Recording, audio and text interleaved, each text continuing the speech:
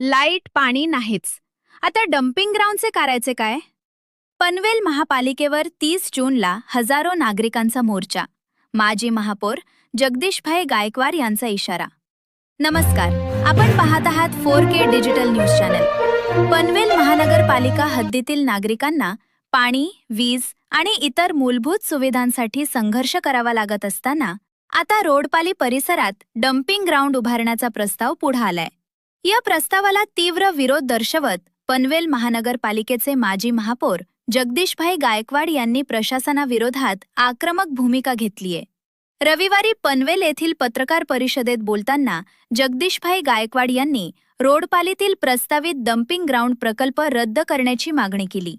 निवासी भागाजवळ dumping ground उभारल्यास स्थानिक नागरिकांच्या आरोग्यावर गंभीर परिणाम होऊ शकतात, असा दावा त्यांनी केला. यावेळी त्यांनी पनवेलमधील वारंवार होणाऱ्या वीज खंडित होण्याच्या समस्येकडेही लक्ष वेधले. महावितरणच्या नियोजनातील त्रुटींमुळे नागरिकांना मोठा त्रास सहन करावा लागत असल्याचा आरोप त्यांनी केला. तसेच रस्ते, पाणी आणि वीज यांसारख्या मूलभूत प्रश्नांवर महापालिका अपयशी ठरल्याची टीकाही त्यांनी केली. लाईट पाणी नाहीच, आता डम्पिंग ग्राउंडचे करायचे काय, असा संतप्त सवाल उपस्थित करत नागरिकांच्या भावना व्यक्त केल्या. या सर्व प्रश्नांबाबत प्रशासनाला जाब विचारण्यासाठी आणि नागरिकांना न्याय मिळवून देण्यासाठी 30 जून 2026 रोजी पनवेल महानगरपालिकेवर हजारो नागरिकांचा भव्य मोर्चा काढण्यात येणार असल्याची घोषणा गायकवाड यांनी केली. या मोर्चात पनवेल, रोडपाली परिसरातील नागरिक, सामाजिक कार्यकर्ते तसेच महिला मोठ्या संख्येने सहभागी होणार असल्याचं त्यांनी सांगितले. रोडपाली गाव, या गावात जाणारा जो रस्ता आहे तो रस्ता विकला आहे. तुमच्या सुधांशुद्ध भाषेमध्ये तो रस्ता विकला आहे.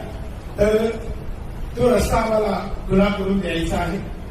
म्हणलो पाहिजे, जेव्हा मनुष्य धर्तीवर लोक पावला, मनुष्य धर्तीवर जन्म घेतला, तेव्हापासूनचा रस्ता या बिल्डरांच्या माध्यमातून बंद केलेला आहे.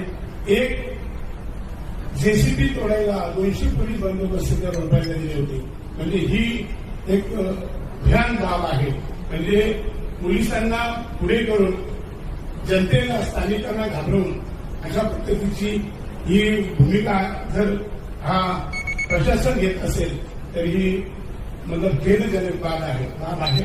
मला या ठिकाणी सार्वजनिक ठिकाणी डम्पिंग ग्राउंड, सार्वजनिक ठिकाणी डम्पिंग ग्राउंड नियमामध्ये किमान 500 मीटर वसाहतीपासून दूर असावा, म्हणजे अर्धा किलोमीटर.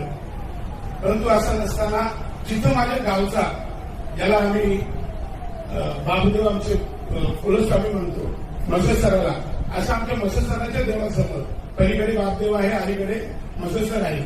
अशा देवाच्या पार्थनिक जो स्थळ आमचा तलाव आहे, त्या तलावाच्या समोर हा डम्पिंग ग्राउंड. लोकांना सकाळी ते वॉकिंगला लोक जातात, सिनियर सिटीजन जातात, त्यांना अनेक वेदनाच्या संदर्भात भोगावं लागतील. डासांचं प्रमाण वाढेल.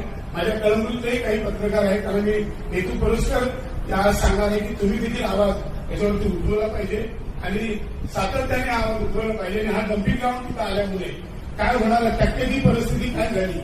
आणि हा डम्पिंग ग्राउंड कुणाच्या स्वतःसाठी जवळ छोट्या गाड्या यायला पाहिजेत म्हणून लावतात, कॉन्ट्रॅक्टरसाठी, जनतेच्यासाठी, ती प्रशासनात असलेल्या अधिकाऱ्यांसाठी. पण असा डम्पिंग ग्राउंड या ठिकाणून हटवला पाहिजे, त्याचं आरक्षण रद्द केला पाहिजे.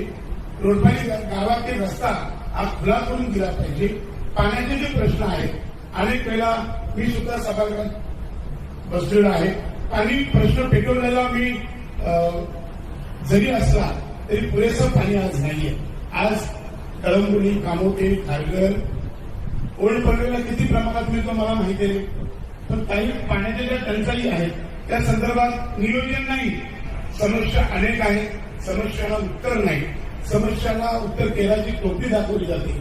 म्हणून पनवेल महानगरपालिकेच्या या प्रशासनाला जनतेची ताकद काय आहे ही दाखवण्याची वेळ आज आलेली आहे.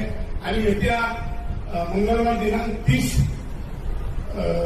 जून रोजी हा भव्य मोर्चा काढण्याचं आयोजन आपण केलेलं आहे. आणि हा मोर्चा माझ्या पत्रकार बांधवांना माहिती आहे, ज्यांनी ज्याला मला कव्हरेज दिलाय फुटेज दिलाय, मोर्चा कसा असतो आणि मोर्चा कसा असेल याची तुम्हाला कल्पना आहे, पण प्रशासनाला असावी. म्हणूनच त्यांना हे एक देतो आपण की हा मोर्चा हा खूप भव्य प्रमाणात मोर्चा लोकांचा सगळा राग जसा कोक्रोच पार्टीने केलेला आहे तसा कळंबोली रोडपारीकर करतील एवढी ताकदीने आम्ही पनवेलकर येऊ अशा पद्धतीची भूमिका साऱ्या आमच्या ग्रामस्थांनी घेतलेली आहे. मग तिथे असताना डॉक्टर असतील, वकील असतील, इंजिनियर असतील, त्यांना सोशल इंजिनिअरिंगच्या माध्यमातूनच हा मोर्चा आम्ही घेऊन येत आहे. आणि या मोर्चाला आयुक्तांनी सामोरं जावं, त्यांनी प्रश्नाचा आम्हाला उत्तर द्यावं. मी अनेकदा म्हणतो की पत्रकार टिकला तर लोकशाही टिकेल आणि पत्रकारांनी लोकशाही टिकवण्यासाठी पुढे यावा हीच माझी विनंती आहे. आणि पत्रकारांनी खऱ्या अर्थाने आज हा आवाज तुम्ही लोकांच्या पर्यंत पोहोचवला पाहिजे अशा अपेक्षेने मी तुमच्याकडे आज सुतोवाच करत आहे. हा 30 जूनला जो मोर्चा काढणार आपण तो कोणत्या पक्षातर्फे आहे की फक्त नागरिक म्हणजे आपण कोणतं पाठिंबा याला? इथं पक्षविरहित मोर्चा आहे. नागरिकांचा आक्रोश, जनतेचा आक्रोश मोर्चा आहे. पक्ष आम्ही बाजूला ठेवून या ठिकाणी आम्ही जनतेच्यासाठी पुढे येत आहोत. पक्षांनी महाविकास आघाडीच्या किंवा सत्तेच्या पण लोकांना मी इन्व्हाइट करणार आहे. तुम्हाला लोकांनी मतं दिली कशासाठी दिली आहे? इथे डम्पिंग ग्राउंड आणण्यासाठी दिले का? गावचा रस्ता बंद करण्यासाठी दिले आहेत का? रामशेठ ठाकूर यांच्या चिरंजीवांना लोक मतं कशासाठी देतात? ही आम्हाला निरोगी ठेवायचं तर रोगी ठेवायचं. आज योगडी आहे, आज महानगरपालिका योगडी साजर करतो, पण आम्हाला रोगडे आम्ही भोगायचं काही सगळं. त्यामुळं पक्षविरहित मोर्चा आहे, जनतेचा मोर्चा, त्याला कुठल्याही पक्षाचा टच असणार नाही.